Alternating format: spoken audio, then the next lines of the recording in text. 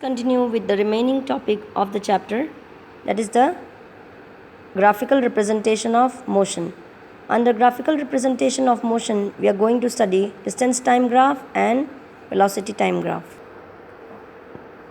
The change in position of an object with time can be represented on a distance time graph. Okay, so distance time graph is nothing but it shows us the speed.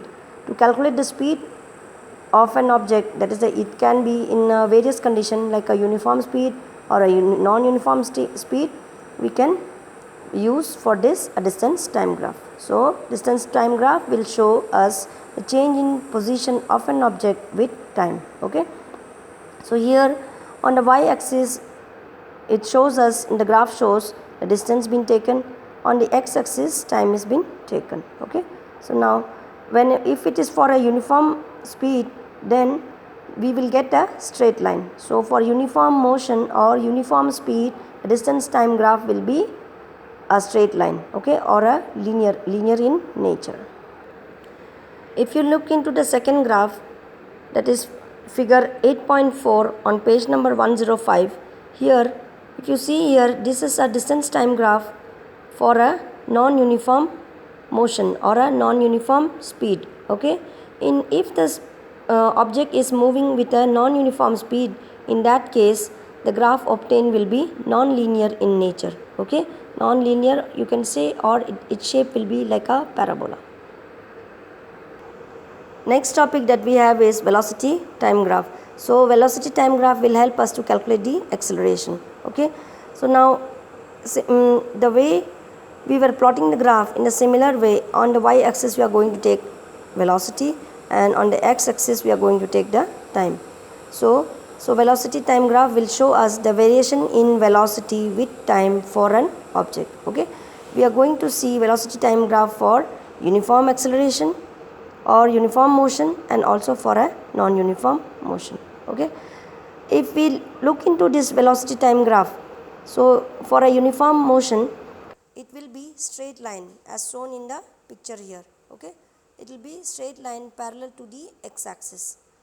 On the other hand, this velocity time graph, this area that you are seeing here, this area is the enclosed area, is the magnitude of the displacement, or the product of the velocity and time gives us what? Displacement. Okay, you may have a look at figure 8.6 on page number 106 of the book also. Here you can see velocity time graph for a car moving with a uniform acceleration. Okay, so as I said to you, this area is what? This is the displacement. Okay, next topic that we have is equation of motion by graphical method. Okay, there are three equation of motion which are shown in the book or given in the book. The first equation of motion is v is equal to u plus at. Second equation of motion is s is equal to ut plus half at square. And third equation of motion is 2as is equal to v square minus u square. So these are the three equation of motion, and we are going to study how to derive these three equation of motion. Let us first derive the first equation of motion, that is v is equal to u plus at. That is this we are going to derive from the velocity time graph. Okay, and we are going to understand the relation between velocity and time. So from this we are going to get the acceleration. Okay, so now if you look at into the graph here, this is a graph of a velocity time graph of an object moving in a uniform motion, okay, or uniform acceleration. So if you look into the y-axis shows you the velocity and x-axis show you the time. Okay, change of time. So if you consider here O to A is your initial velocity.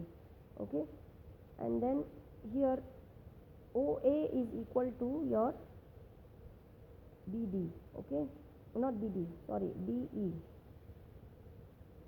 Similarly, O to E will give you your final velocity. Okay, so now from C to D gives you the final velocity, since they are both parallel, so it will be equal. Okay, now let me explain you in detail.